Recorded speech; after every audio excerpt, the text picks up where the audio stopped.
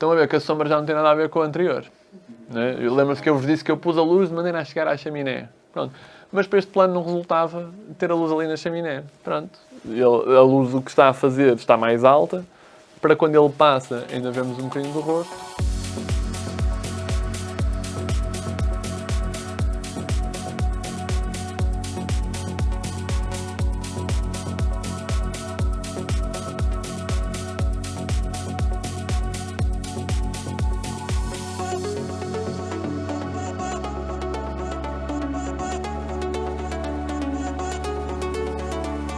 Como é que surge este projeto aqui? Este projeto de escrita de argumento, a entrega do vídeo, acho que foram 30 dias, mais coisa menos coisa. Foi um projeto que surgiu muito rapidamente e na altura eu estava aqui a fazer uma correção de cor, pouco antes de uma curta. E o que aconteceu aqui? Tínhamos um guião, tínhamos que gravar relativamente rápido. E inicialmente eu lembro que isto era na Baixa do Porto, a primeira ideia. O que é que nós sabíamos que queríamos? Queríamos um vídeo que apelasse ao sentimento, que tinha que ser apelativo para o espectador, tinha que ter algum toque de pessoalidade, não é? E tínhamos alguns recursos para fazer isto. Nomeadamente o quê? Tínhamos uma dolly, que era uma boa dolly, tínhamos uma Panther, que tinha carris, podia subir, podia descer. Tínhamos uma grua, sendo que a grua era um braço, uma grua de 2,5 metros, uma coisa pequena. E usamos 2 câmaras, exatamente, por uma questão de tempo. Nós gravamos isto em 2 noites, sendo que estávamos numa rua que não controlávamos, nós não podíamos cortar a rua. O melhor que nós fizemos foi controlar os lugares de estacionamento à porta, com carros nossos estacionados até o momento da rodagem. E ainda conseguimos molhar o chão para o plano inicial, em parte do chão, porque só tínhamos uma mangueira que só dava para um bocadinho do chão. Na altura, foi feito um storyboard. Isto porque, pois, há várias maneiras de vocês planearem uma filmagem. O que é que acontece sempre? O realizador tem uma história para contar e tem uma visão para essa história. Cabe-nos a nós, enquanto tiradores de fotografia, apoiar nesse contar de história. Não é? E nós temos que ser um bocadinho este interlocutor entre a execução e a ideia do realizador. Claro que cada diretor de fotografia acaba por dar um bocadinho do seu toque, porque este storyboard está próximo do filme final, mas não está igual ao filme final. Importante, a meu ver, é haver um plano. Sairmos para o dia de rodagem com um planeamento. Queremos contar a história desta forma, com estes recursos em termos de luz, em termos de pontos de vista, em termos de objetivas, o que é que queremos que vai ajudar a contar a história. No momento, podem acontecer outras coisas. E isso traz surpresas, porque um ator sente-se mais à vontade a fazer de uma forma, resulta melhor a interação com o espaço de outra forma, e se calhar isso é longe do que planeamos, temos que adaptar. Mas adaptar um plano que existe é mais fácil do que improvisar com nada. O realizador tem uma ideia, não é? E faz uma decupagem das cenas, faz um storyboard do que for. A seguir, há a discussão de, olha, já vi o teu storyboard, eu tenho os seguintes apontamentos a fazer. Isto resulta melhor de outra forma, etc. Pronto. É mais uma pessoa a ver e neste caso especializada na parte visual só, a tentar melhorar um bocadinho, consciente das intenções do realizador. Não é? O videoclipe é um produto que tem que ser a um custo muito competitivo. As editoras não têm imenso dinheiro para gastar na parte de vídeo. Por exemplo, neste planeamento, houve 2 coisas que se teve que pensar. Isto foram também 2 dias, salvo erro. Por um lado, nós tínhamos que gravar o videoclipe em si, mas também tínhamos que ter gravadas as imagens que iam estar projetadas, ou seja, no segundo dia gravou-se tudo que era projetado, que tinha que ser gravado com outros cuidados, mas que depois também poderia ser usado no próprio videoclipe. Reparem que tínhamos um quadrado com ela a acordar, não é? Temos 10 planos até agora, ou pelo menos entrecortados, não é? Mas fica a referência para, ok, vai ser isto que vai começar. Nas cenas de bicicleta, o que nós temos é um ao lado do outro, não é? E lá está em slow motion que queremos. Tínhamos o master shot das bicicletas e depois tínhamos a descer da bicicleta em detalhes. Não aconteceu bem assim. Isto na altura não existiam gimbals. Isto foi um dos primeiros drones que eu usei. Este aqui é feito com o drone desligado e foi o primeiro gimbal que eu usei na vida, que era o drone desligado e pronto, aquilo era um gimbal, né, de certa forma. Isto é feito com uma equipa relativamente curta. Nós éramos 4 pessoas, 5 pessoas a fazer isto. Não éramos muitos. Quando são rodagens muito grandes e em muitos espaços diferentes, nós precisamos de ter flexibilidade. Não é tudo numa casa só, pronto, aí e eu consigo, ok, a casa é toda parecida, os planos vão ser todos em escalas mais ou menos controladas, o equipamento não tem que ser muita coisa. Agora vamos imaginar que tínhamos um plano em que tínhamos que ter um corredor, não é? com uma escala relativamente aberta, então eu já tinha que arranjar maneira de pendurar uma coisa no corredor. Depois, a seguir, vamos usar ali a luz, a janela, quero ver a janela, mas preciso de luz entrar pela janela. Então já vais precisar de um tripé maior só para esse plano. Então as coisas vão-se acumulando. Não quer dizer que não dê para fazer com pouco equipamento, mas nós queremos ter algum controlo durante a rodagem. Imaginem, nesta casa queriam tapar janelas. Só aí já têm que vir, se calhar, contando que não se vai montar aqui andaimes nem nada, mas pelo menos 6 tripés, com não sei quantas flanelas, com não sei o quê. A carrinha começa a encher, não é? E às vezes parece que vem muita coisa. Há uma diferença logo muito grande que é, quando estamos a falar de trabalhos comerciais, há um cliente. Então, a meu ver, e na minha forma de estar, eu continuo a interagir só com o realizador. Mas eu sei que o realizador pode concordar e a seguir pode-me pedir outra coisa que não foi o que ele concordou. Porque há alguém que depois pode lhe dizer outra coisa. Isto leva a algum jogo de cintura por todos. Este aqui, olha, por exemplo, no meu reel aparece esta imagem desta bonita ficção, que não é. Ou melhor, porque isto é o institucional que começa ficcionado. Né? Isto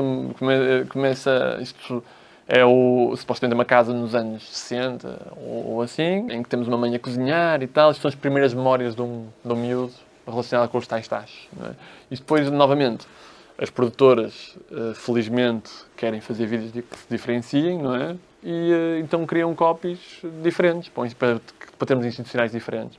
Se bem que depois fica o desafio, e esse é um desafio muitas vezes mais da produção e da realização, que é conseguir convencer o cliente, não é?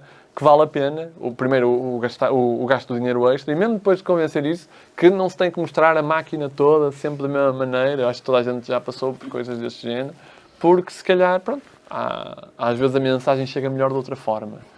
Aqui, por exemplo, esta cena toda que vocês estão a ver, falando do breakdown, esta parte inicial, tem uma luz. E então aqui o que é que acontece? Sabendo que a luz não está direta, então eu já tenho garantido o recorte que queria na mãe, porque o rosto da mãe não nos interessaria, não é?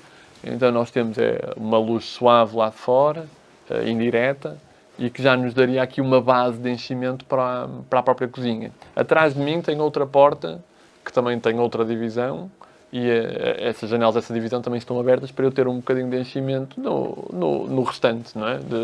No fundo, ter uma base de luz com que trabalhar já.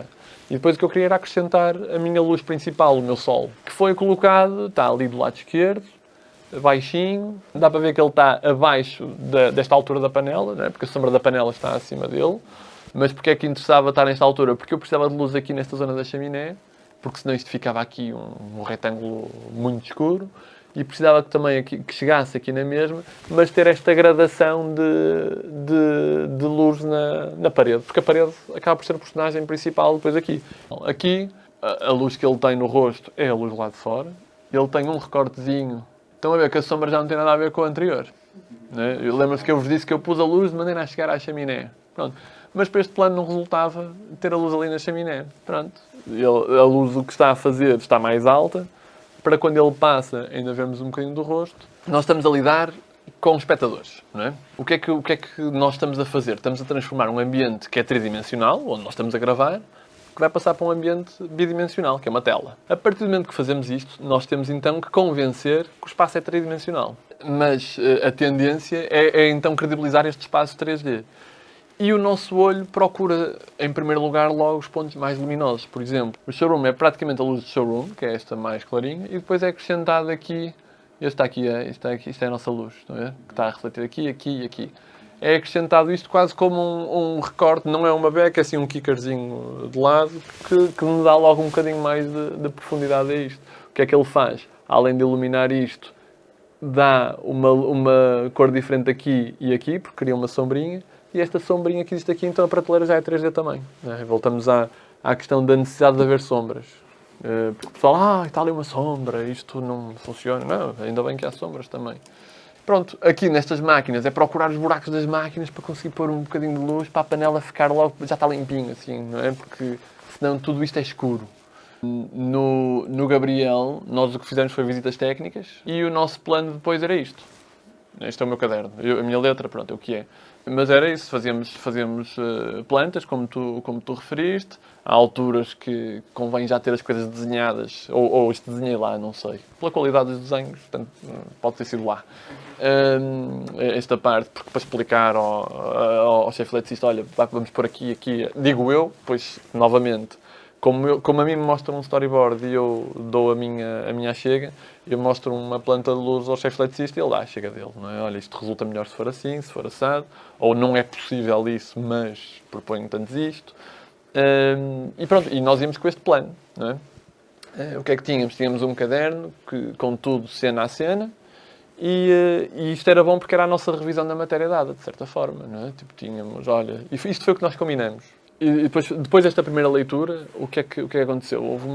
Nós combinamos, encontramos e tivemos um bocado a falar sobre o que é que ele, o que é que ele acha, o que é o filme para ele, não é? Mais do que eu dizer o que é que eu acho que o filme pode ser, eu quero é ouvir o lado dele. Pronto, ele falou de referências de outros filmes, por exemplo, falamos de vários filmes de boxe por causa da cobertura das cenas de ação, porque meia hora de filme para aí é combate de boxe. E havia assim investimento em ter um filme de boxe com boxe, não é? Porque pronto, há alguns que é em torno do boxe, mas depois o tipo treina e dá uns socos, e aqui era para tentar ter o boxe presente. E então vimos referências de quer cenas de combate de alguns filmes ou séries, quer filmes depois de boxe ou assim. E havia vários tipos de referências que vimos. Vimos alguns pela questão de como é que a luta é coreografada e a cobertura que é feita. E isso, em termos visuais, o filme pode não ser o que queremos, mas a cobertura, em termos de câmara, como é que a ação é gravada, porque aí resultam. De outros filmes, se calhar, mais pelo look do filme, não é? Porque o filme é todo com câmara ao ombro, e então, então que tipo de câmara ao ombro é que queremos, e como é que se motiva o movimento da câmara, e então viu-se outras referências também nesse sentido. Depois outra em termos de paleta de cores, por exemplo, do filme. Como é que queremos isto em termos cromáticos? Porque não é só o grading que vai definir a paleta, não é? O que fazemos durante a rodagem vai condicionar e muito. Em termos de contraste, etc. Sabíamos que íamos gravar neste balneário. Aqui está o tipo a pôr aquelas ligaduras das luvas, não é? Nós sabíamos que já tínhamos discutido que seria um plano assim de lado para termos a apertar. Que ele tem uma fala em que vira costas, então ele irá ali buscar umas ligaduras. Esteve sol no último dia de... Aqui está sol, não é? Esteve sol no último dia de preparação. Lisboa ficou em alerta laranja a partir daí, com chuvas torrenciais, até ao fim da rodagem. A nossa fotografia de final de rodagem está de sol outra vez. Ou seja, choveu a potes durante... Houve cenas que nós tivemos parados, cenas que mudaram de sítio. Mas pronto, o filme fez. E não, o que condicionou mais até o nosso tempo foi esse. Tivemos muito tempo de espera, que depois tínhamos que fazer a cena se calhar um bocadinho mais rápido. Porque depois o que nos interessa também é ter planos interessantes, não é? E aqui temos que ver, ok, temos um monte de relva atrás, temos que criar aqui alguma coisa. Pronto, tínhamos o corrimão, aproveitar o corrimão, a posição dele está falseada em relação à real, mas passa melhor, não é? E aqui em termos de luz existe alguma luz a ser acrescentada só para lhes dar um bocadinho do contraste que eles têm aqui, né? Tem um HMI aqui para dar um jeitinho e lá vai ele. Muitas vezes achamos que os espaços têm que ser muito grandes e não sei o quê. Este quarto, conseguem ver a cama e a secretária e uma câmara de solteiro, não é? O quarto tudo isto foi em cenários reais. O quarto era de um tamanho pequenino. Tinha o Cid, que era o diretor de som, tinha sempre este cuidado de tentar tirar o máximo de reverberação possível. O que é que fazíamos? Sempre que nós punhamos barricudas, dávamos tempo a seguir para ele passar. Ele tem ali uns pequenos fios, não sei se conseguem ver, e com esses fios ele pendurava ali as esponjas. Pronto, aqui interessa também vocês conseguirem gerar sinergias com a vossa equipe. Tentar deixar tempo para os outros também poderem ter tempo e pronto, e ver a partir daí.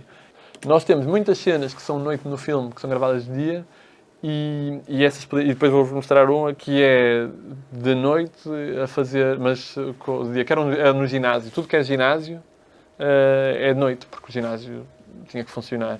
E depois, pronto, com os atores também interessa marcar os sítios, não é? O Deadlight tem um fecho relativamente condicionado.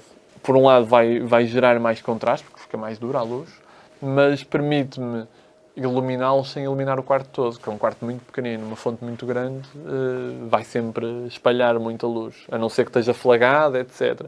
Mas para isso eu tinha que ter espaço. Não é? Eu qualquer coisa que ponha um bocadinho mais baixa, se puser 2 bandeiras ali, já estão a aparecer em cena. E pedi à arte para pôr aqui umas luzinhas a decorar atrás. Elas não iluminam, mas passa a haver ali um ponto mais luminoso e voltamos àquela cena da profundidade. Não é? Passa a profundidade. E este foi o que nós vimos há um bocado no estudo. O que é que fizemos? O balneário era todo branco, a arte pôs uns vermelhos, porque, pronto, é mais agradável. Em termos de correção de cor, aqui houve algum investimento na pós-produção, porque este azul é um azul pós-produzido, não é? Porque o tom de pele dele continua o tom de pele normal, os brancos dos azulejos é que vão. Isto foi com uma máscara. Mas também já sabíamos que íamos fazer algo deste género, então os brancos que surgem sabemos que iriam todos para essa zona. O diretor de fotografia está a chefiar um departamento, não é? Que é um departamento de imagem, ou seja, há aqui 2 componentes. Há a componente técnica, não é? E de saber executar. Há a componente depois criativa em termos de imagem. Há a componente pessoal. Não é? Estamos a gerir uma equipa para todos os efeitos. Por isso, é preciso saber gerir muito bem estas 3 componentes. E isto em qualquer função. Ou seja, podemos ser excelentes técnicos, se não formos fáceis de trabalhar, é preferível ter uma pessoa com menos competência que vai adquiri-la eventualmente durante o projeto, ou o que faltará, e que tem, em termos pessoais, sabe estar. Não é? O saber estar é importante. E muitas vezes isso é visto vejo isso como mais importante, haver um equilíbrio entre as 3, a técnica, a criatividade e as competências pessoais. Não é? Agora o termo das soft skills, não é? Há esse termo.